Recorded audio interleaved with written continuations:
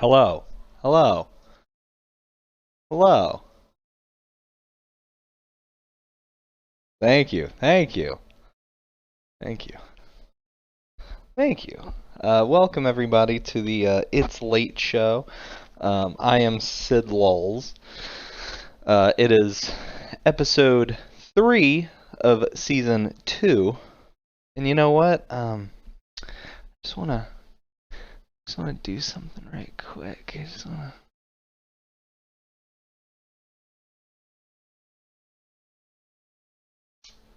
There we go.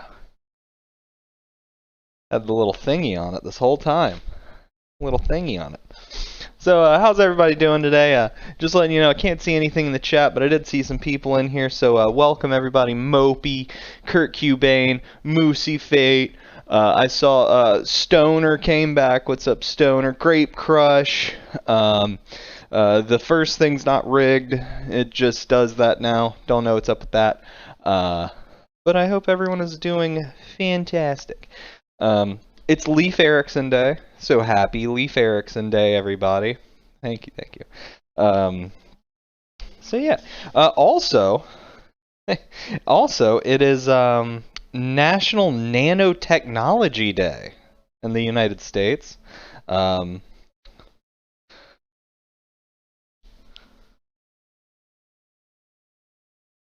But yes, it's National Nanotechnology Day in the United States. So, get them nano machines in your butthole. You know what I'm talking about? That's the stuff that really gets you going. It's the stuff that tells you when you gotta poop. And the other stuff. Also, it's World Post Day. Contrary to popular belief, this is not a day dedicated to Post Malone. This is for the mail. Yay, mail. Anybody here like the mail? Let me hear. Like the mail, huh? Fucking love the mail. But lots of holidays, but not much history. October 9th, for some reason, sucks ass. Like, all the shit's just bad. Like, as soon as I got there, like, there's an earthquake that killed like 3,000 people. Like, and this fucking country started being terrible. It's crazy. How'd you do that? How'd you even do that? How did I turn that off? Hang on. Oh, it all got turned back on? How'd that even happen?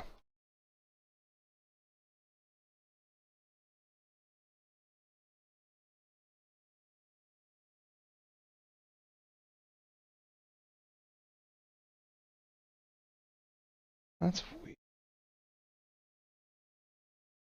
Oh, I know why that happened. It's fine, I left my shit over here anyway.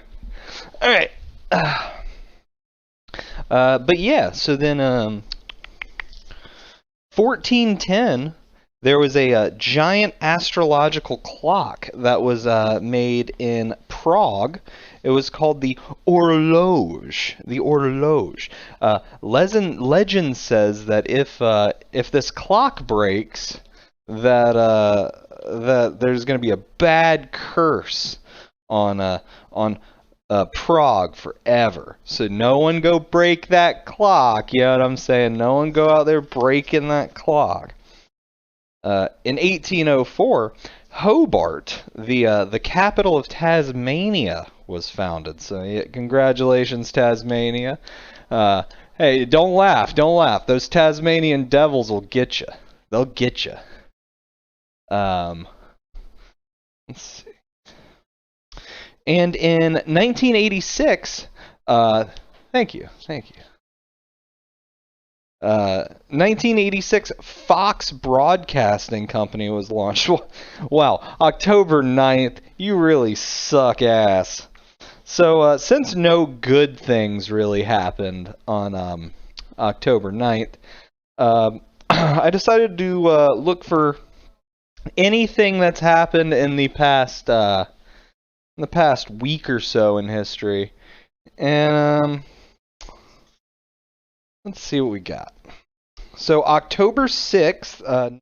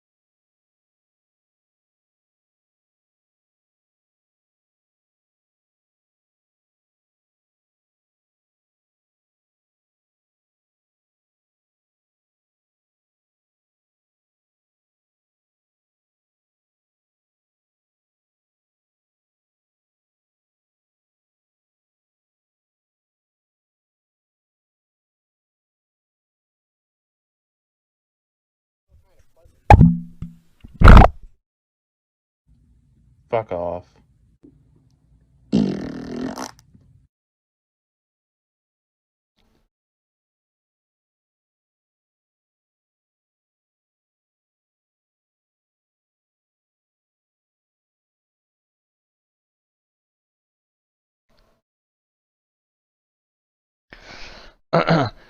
hello, welcome to the It's Late Show.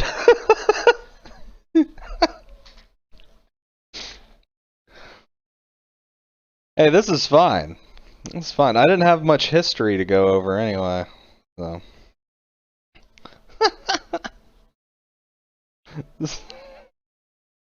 So, Jesus Christ. Y'all wild tonight. Is Venus and Gatorade again? October 6th, 1979, Pope John Paul is the first pope that was at the White House. And I just want to say, Pope John Paul was old as fuck. Like, he was just a pope for so long. Anytime I see news about a pope, it's always about him. Like a million, he was a pope for 1,000,000 years.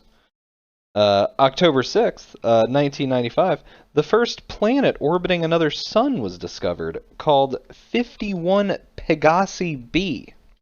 No, that isn't some new supercar. That was a planet. It was a planet. October 5th, 1970, PBS was founded. See, I guess that's nicer than Fox. All right, we can move on. So, birthdays on October 9th, we got Eddie Guerrero, R.I.P. We got Steve McQueen. We got Nick Swardson. We got Steve Jablansky. We got Guillermo del Toro, and we got John Lennon. Whatever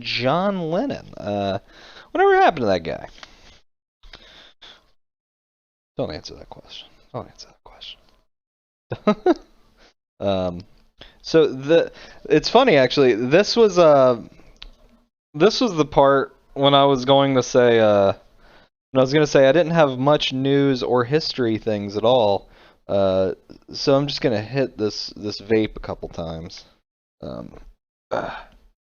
guess I got a good Cheers intro, so I don't have to wait too long.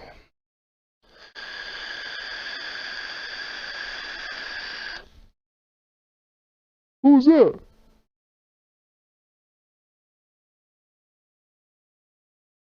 Hey, thank you for the follow.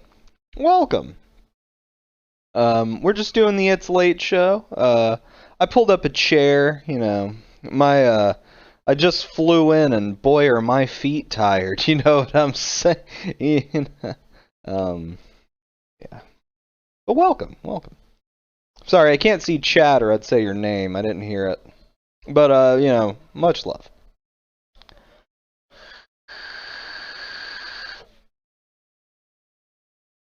What was that?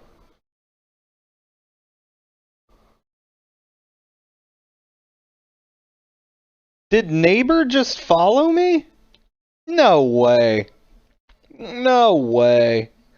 No way. Welcome, neighbor. Alright. So alright, we can move on. Alright, so in chess news, Hans Lemmer has been convicted by chess.com for war crimes against chess. War crimes against chess, not cocktail.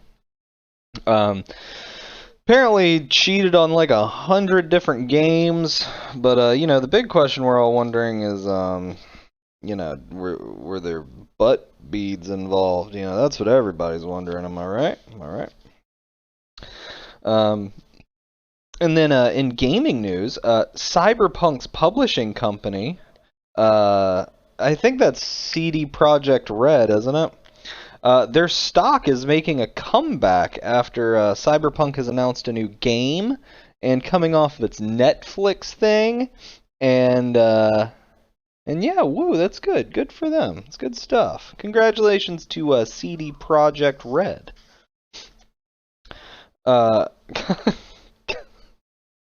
Cock, tail.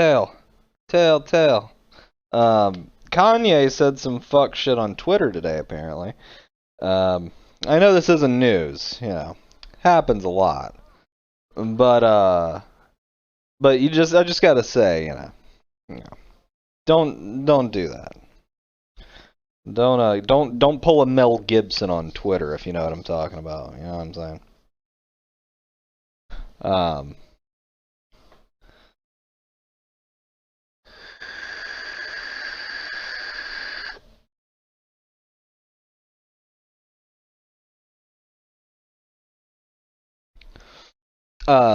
TikTok has a new video craze going around teaching people how to hotwire a specific new Kia using a USB cable. Talk about fast data transfer speeds. Am I right? You can get that car from one place to Jesus, that laugh.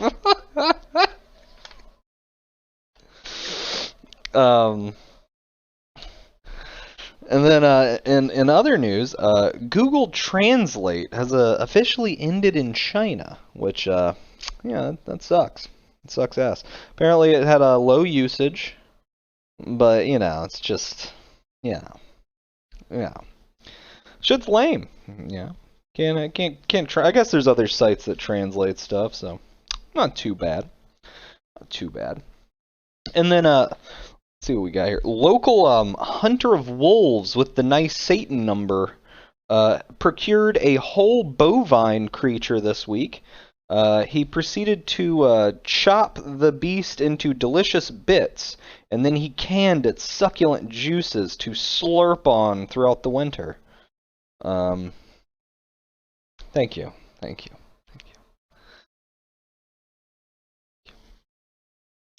Last week, we mentioned how TwitchCon was going on this weekend and how most likely I would have something to talk about from the TwitchCon. And boy, do I. So, Adriana Chesick, apparently broke her fucking back in 2 places in a foam pit at TwitchCon. Like, that sucks, you know? Like, Twitch, you had one job of making a foam pit that wouldn't kill someone, and you made a foam pit that could kill someone. It didn't kill anyone. But I mean, if it's gonna break someone's back in 2 places, shit, you know, fuck, it coulda. I'm like, my god, how do you fuck up a foam pit, Twitch? Jesus Christ.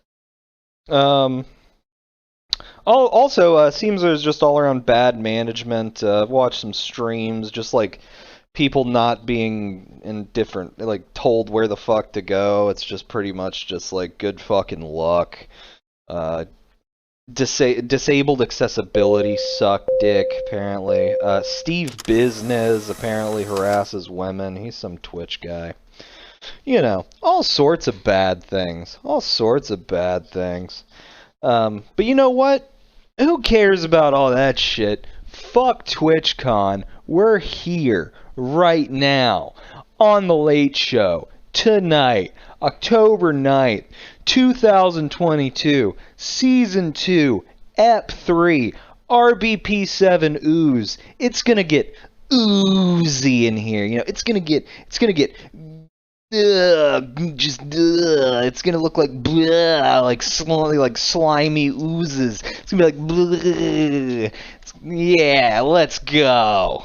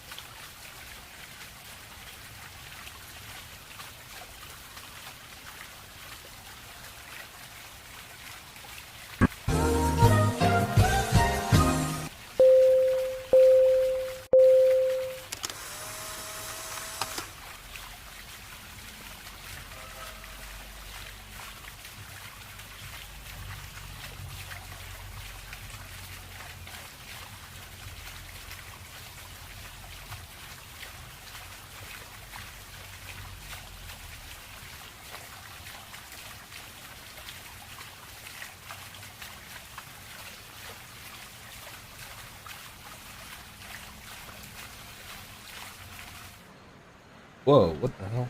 Oh, god dang it, it's doing... Okay, there we go. Welcome, everyone, and now, our special guest, we've got RBP7OOZ. Hold on, TV's got a cut on. There he is! There he is. Let me make sure we can hear him.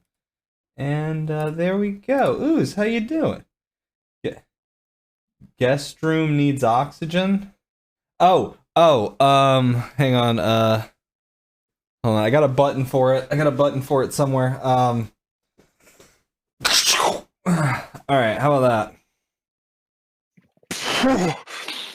Oh man, that was bad. Oh man, sorry, I might have accidentally, I sent you dookie smell, with it. But, it's gonna all be okay. Ooze, how you doing?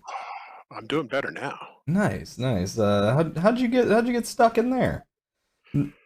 Guests aren't allowed in the guest room. I know. It's kind of mislabeled. I showed up at the door. They said, "Right this way." Nice. Real quick, I do want to make a quick mention.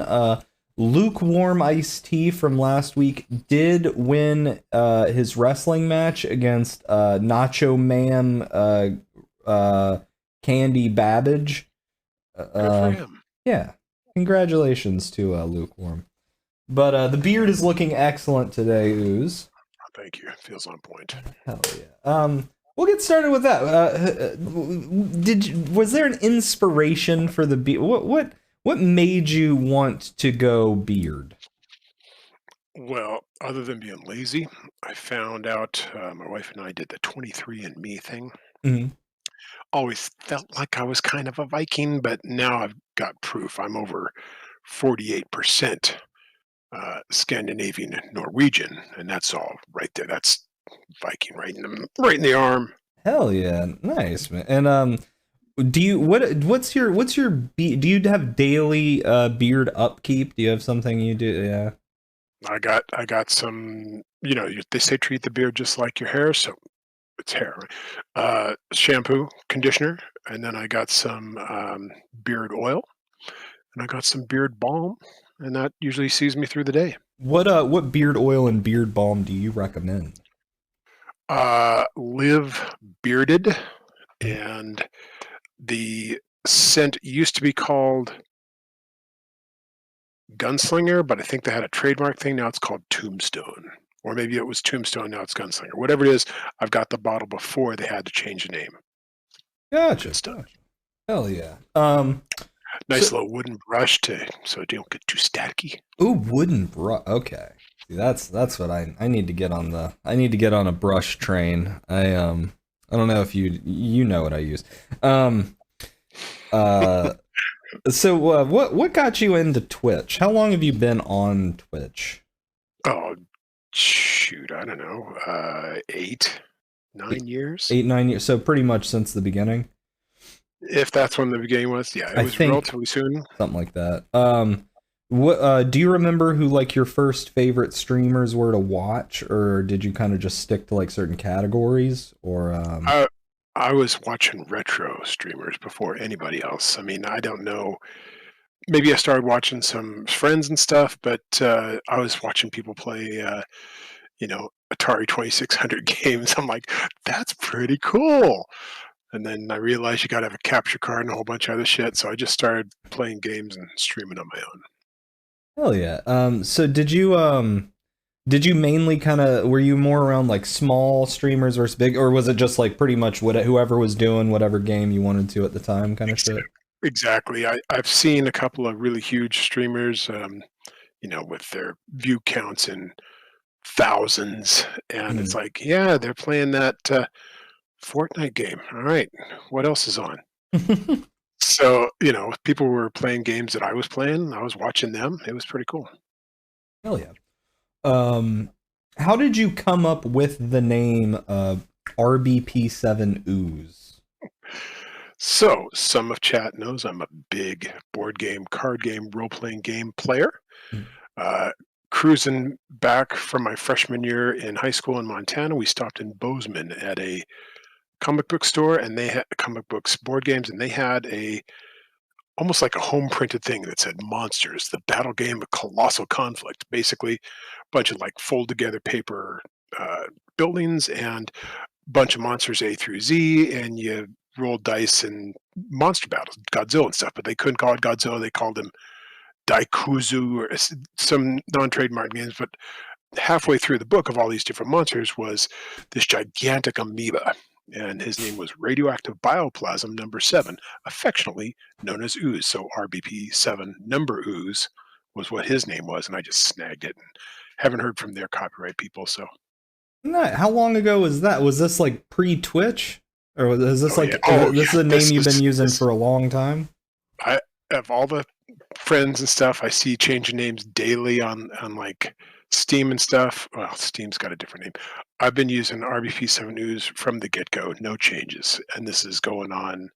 That game came out 22 years ago, something. So I've been using it, just hanging out in ICQ. I had RBP7OOZ. I was gonna say, like, do you remember like some of the first apps, or you were okay? So like ICQ, like, so even old instant messengers, you had it. Oh yeah, hell yeah. So I can assume you are a gamer. We have talked about that. And you've been around. You've seen games evolve. What was your first favorite game or console? Ever, like, first, what got you, like, what game got you into gaming? Mattel Electronics and Television. Okay. And the game was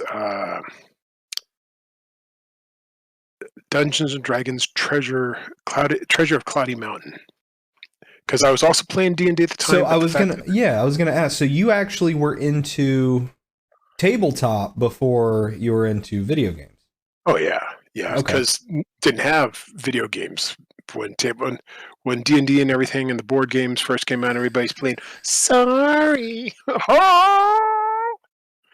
Everybody's playing Monopoly and Clue and stuff, and those got kind of boring after a while. But fuck D&D, you get to make your own character and swinging swords and killing orcs and holy, sign me up, and all the books and the dice, and it was great.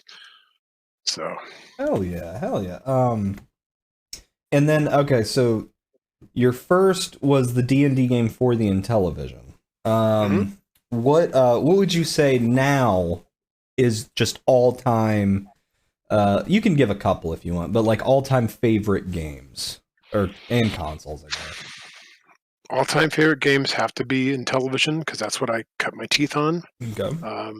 Commodore 64 was also huge in my teen years. I've got the Intellivision Running Man ink on one arm and Load Runner from the Commodore 64 on the other arm. On my leg, I've got the L-Shift-O $$ for the special shorthand of loading a disk on the disk image on the Commodore 64 computer. Nerd Ink. Nice. Well, any specific games for Commodore? You mentioned the D&D. Load Runner for Commodore. There's a ton for Intellivision, stuff like Sewer Sam, the D&D games.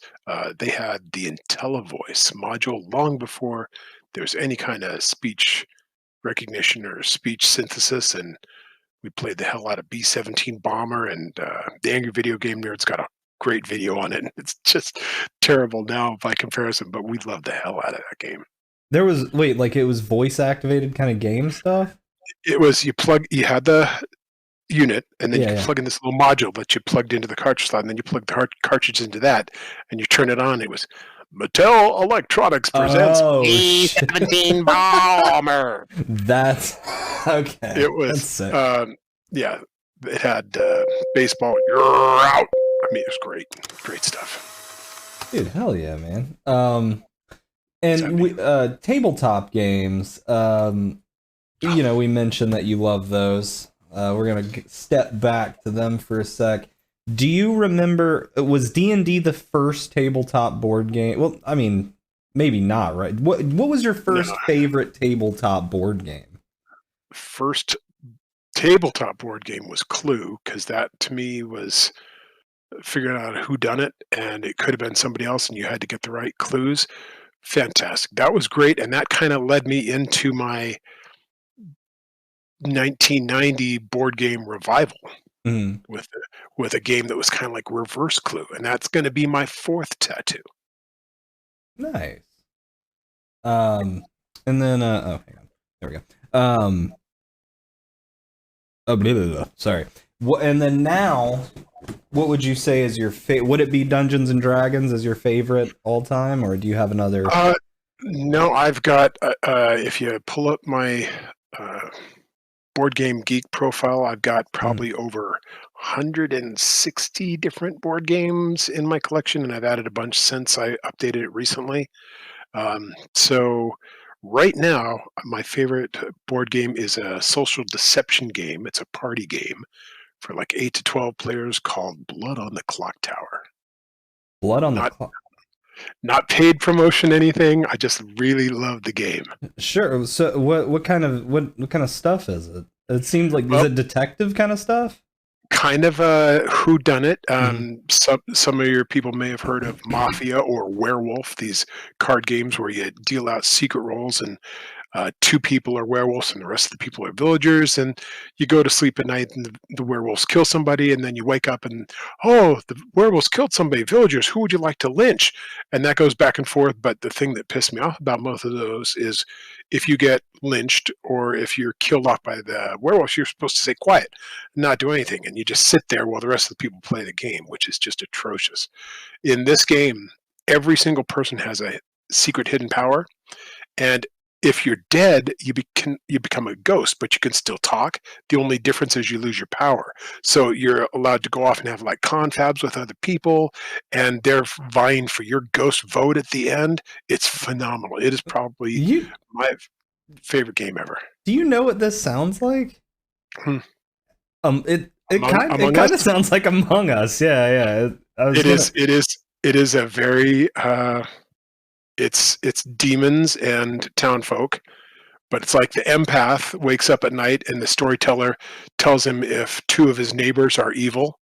It's very it's like Among Us on steroids with actual in-person real life drama. Hell yeah, dude! It's great. We gotta do an Among Us night one of these days. The box itself is huge. It's like bigger than my head. It folds into a gigantic book where the storyteller has everybody's thing of felt backed tokens, and you put them in the line and you can ask people questions. It's nice. It's sick. And then in terms of I know you also are into card games. Yeah. Card games. Do you have any great card games off the top of your head that you really like? One of the best card games out there is one called Flux, Fluxx. There are probably over 40 different versions of Flux. You got your regular Flux, you got Star Trek Flux or Star Flux and Horror Flux and Zombie Flux and Stoner Flux and Hippie. But the idea of Flux is you get your 5 cards each hand, and there's a draw deck and stuff. And the rule is draw a card, play a card. That's all. And then as you draw a card, you have to play green keepers in front of you, and you pick up yellow cards that change the rules. So now it's draw 2, so you have to draw 2 or discard all of your. It's so crazy. The rules change every single hand. I've played single games that lasted from like midnight to 3 a.m. just because the rules changed so much, and you had the card in your hand that would match the goal, but someone stole your keeper, and now they've got it, and you don't want to play it because then they'd win. Oh, beautiful. Oh shit! Almost like stalemating each other and shit. Totally. So in terms of what about just regular? You ever get into like just regular playing card games? Like just I played the mess out of some Hearts. I was gonna say, so Hearts. Or poker. Yeah, Hearts. Yeah. Hearts probably more than poker, but in my group, I'm one of the few who has shot the sun. You hear about shooting the moon, where you take all the points. Yes. Shooting the sun is taking every single trick, the entire game. Holy shit! I've actually I've never actually played Hearts. I've done Spades, which is It's similar. so close. Yeah. So, all right, dudes. We if any we know you're into music. If any of you don't, be sure to check out the Sid Lulz playlist. On I think if I do Spotify, does that work? Spotify. I don't remember what the damn command is, but yeah, fucking Ooze has a very extensive knowledge of music and has very good music tastes and things. So do you play an instrument? God, I wish I did. So I was gonna say, did you ever have a time when you ever learned instruments or anything like that? I went to grade school and they had music class, and I actually had right when I was in like fourth grade, my mom and dad were getting divorced, and so they put me in a private school because they thought I was having disciplinary problems, and we had music class, and I had to play the violin. But I have no clue. That was 1 year, That's hard, you know, dude. 30 years ago. I mean, dude, there are some instruments, if you had a year with it, you could go back and easily just like fiddle it. But dude, violins are fucked, man. Violins are fucked. I played piano a little bit, but my dream instrument is the Chapman stick. And I know I've thrown some Chapman stick videos in submitted videos. Yes, They're just badass. Yes, Chapman stick. Imagine a giant guitar neck you tap on. That shit's crazy, dude. Have you ever seen any like what's the best concert you've been to that you can think of? Best concert, I've seen Joe Satriani 3 times. Ooh. And Duran Duran when they came to Reno back in high school. But my favorite is the Devo concert that I went to back in the 80s. Dude, Devo? Big Devo fan. Hell yeah, man. That's awesome. I've been fighting not putting a whole bunch of Devo on this playlist. You should put some Devo. No, I've got my own Devo playlist. It's like okay. 200 something songs. It's like, yeah, the only thing that's going to come up is Devo songs if I throw those on the playlist. Who was what's the guy's name? It's like the Mothersbaugh? No, I was gonna say it's like the Leo thing that happened with the playlist. Oh, Leo Mordecai, where we just had like 100 Leo songs for a minute. They're so good though. Some of them are pretty solid. I mean, it is good. It's just one of those things that it kept going back to, and everyone's like, "Who's this guy that keeps covering this shit?" I overindulged a little bit. Nah, it's fine. It's fine. Who is the well, I guess, would you say Diva? Give me a top 5 just off the top of your head of your favorite musicians or bands or anything like that. Top 5. Ever-changing list. This is not concrete. Absolutely. Let's go with Michael Hedges, Joe Satriani, Devo, Arcadia, and let's throw in Martini Ranch as number 5. Oh yeah. Oh yeah. All right, Martini Ranch, for those who don't know, that was Bill Paxton's band, the movie star from the 90s. Wait, really? He had a band? I thought I showed some stuff in submitted video, but he was in a band. There was the band, along with him, there was Kate Pearson and the other guy from the B-52s, Mark Mothersbaugh from Diva. This was an all-studded, he just kind of got all his Hollywood friends together, and they made a bunch of really great songs. Dude, that's awesome. Thank you for the follow, by the way, Boxcar Willie. Welcome. Boxcar Willie, thank you. All right. We're going to do... someone asked me to... someone told me to ask you this. What is your opinion of the Amiga 500? The Amiga 500 is a fantastic computer system. Back when Windows 3.11 came out, all the people I think who had Commodore 64s were immediately in the Amiga 500 camp, and we loved it. And they had some fantastic games and some great speech recognition and great artists like Todd Rundgren was doing Amiga Video Toaster videos back in the day. It was a fantastic computer. I still got mine up in the attic. Dude, what? Someone mentioned it, and I was like, "Is that like a NASCAR race?" I don't even know. Real quick, thank you, Kurt. I forgot I was muted. I screamed out like "thank you" and stuff while I was dancing. Thank you, Wander, for the fucking the 5 gifteds. Much love, dude. the sub stream, and we got 5. Yeah, we 10. did it. We did it. We got the 5. It's over. Yeah, goal's done. It was mine. What was it? Oh yeah, Wolf. Yeah, Wolf asked about the Amiga. So what is your favorite pasta? If you had to pick out of all of the pasta types, what is your favorite like just not like favorite pasta dish, just favorite type of pasta? The type of wet noodle. Yes. Panini. The penne. Penne. Sorry. Penne. Okay. And then what is your favorite pasta dish? When you take all the penne pasta and you put them in a circular baking tin face up after they've been cooked, and you spoon the spaghetti sauce into the holes, and then you put the little cheese on top, and then you bake that and slice it out like a underwater freaking coral tube of goodness sitting right in the middle of the plate. Wait, so you get all the penne to stand in the pan? So you get large penne and you cook them. So, and then you put them inside the circular pan facing up, so they got like little pockets, little tubes. Yeah.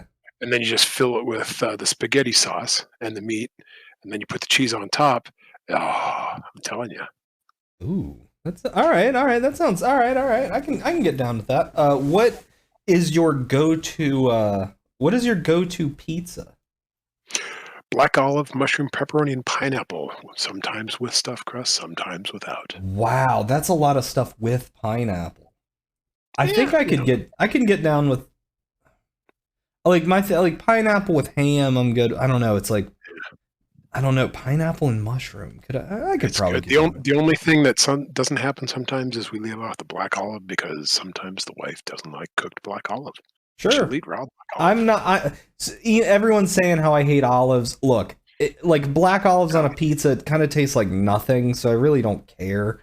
Like, I mean, I usually get mine without. Yeah, Ooze Ooze, you hate onions. Why do you hate onions? I'm not quite sure why I hate onions. I can tell you it's got to be the bitter taste and the texture, and specifically only with onions, because I will. And here's a caveat too. I love Burger King onion rings, but some people argue that those are not real onions inside there. They're breaded and kind of maybe they're extruded onion flavored things. But I love onion rings. I dislike raw onions with a passion, to where I've ordered burritos from places before and forgot to ask for no onions, and the onions show up anyways, and I'm like, well, guess I'm eating something else right in the trash. Damn. Nope. Savage. Minced and dehydrated shallots, no, same kind of thing. But if you mince them up, or garlic powder, I'm cool with that. It's something about the consistency and something about the texture, the taste. You need to get them to the point, like, have you ever tried like an onion jam? Like anything where it's like cut down to the point past caramelized, where it's just like, because it sounds like you hate like that, you hate that crunch texture, but it even passes. It feels like an apple, but it doesn't taste sweet. It's almost like styrofoamy. Yeah. But that also carries into when it gets like translucent, Like French onion soup, you still have that. It's slimy on the outside, but you'll get one, and you still have that kind of crunch or that texture. I was like that for a long time. Now I still kind of am with some things. I got used to onions. So do you prefer hot or cold? I think I prefer cold for like environment, but certainly hot for food, and not spicy hot. Just I like. Oh, sure. Oh, absolutely. And then mountain or beach, if you had to choose for a vacation. Mountain. You're going to the mountains. So that's the interesting one. What is it that you enjoy about the desert? It's where I live. Fair enough. and it's close to the mountains. Plus, it's such a badass place to go geocaching. Okay, well, I can do a question about that right quick then. I didn't know you what's the coolest thing you have found whilst geocaching or caching? Someone in Elko, Nevada, put a geocache out in the middle of the desert. And normally, when you put a geocache, I put 3 or 4 of them out myself. I try and put them in someplace interesting, unique. It's like, up here at the top in the saddle between these 2 mountains, there you can see Reno, there's Carson City, cool view, something like that. Mhm. This guy just drove out in his car in the middle of like the Black Rock Desert and set an ammo box out there and said, yeah, here's the markings. It's like, so we drove out there because we're not going to walk across the desert with, in 110-degree heat. So we drove out there, and there's this little box sitting there, and opened it up, and there was an Intellivision overlay, controller overlay in there, and that started me on my whole geocaching thing. Wait, and we're back to Intellivision? Shut the fuck up. that's known as the callback, ladies and gentlemen. So I heard about geocaching, and this is, maybe 10, 15 years ago, and found somebody put, the old Intellivision used to have their controller, and you slide the plastic overlay in there so you could press the keypads. Someone had put an overlay in there, and from that day on, I carried I went to eBay, and I bought like 100 of them, just random spare ones. And every single time I went there, I put one in the geocache. I was like, we took the pencil and we left a keychain and my calling card and Intellivision overlay. Nice. I'm gonna go ahead. Before my last question, I will say, Licorice Rice Liquor has said there is a potential chance that after the show, if you want to come into bar, you will have Late Show Part 2, where he will try and grill you on different questions. We'll see how that goes. But Ooze, with your extensive life experience and vast knowledge, do you have any words of wisdom for the people of Twitch, YouTube, and the world? Please be kind. Rewind. Hell yeah. Hell yeah. It seemed deep enough with... Alright, Licorice is falling back on the grilling, and it's fine. It's fine. He might... looking forward to it, Licorice. He'll come by and give it a shot anyway, I'm sure, at some point. Ooze, thanks so much for coming by, man. You got any... Thanks for having me. You got any last stuff? You got any thing you want to plug and talk about? I stream so very, very rarely. If you do ever catch me, you're in for a treat. I would also say that QR code works, and I would absolutely love to get together with any members from Sid Lull's chat and do some Tabletop Simulator on Steam, where I've got all the games. I would run them. You just need to show up and have fun. And he is in the gaming room on the Discord all the time. Join the Discord. Ooze, much love. Have a good night. I'll catch you in the bar if you pop in. And Namaste. Namaste. Much love, man. I will. We're gonna be right back, and we'll have the bar open. Much love, y'all. Oh, oops. Okay, there.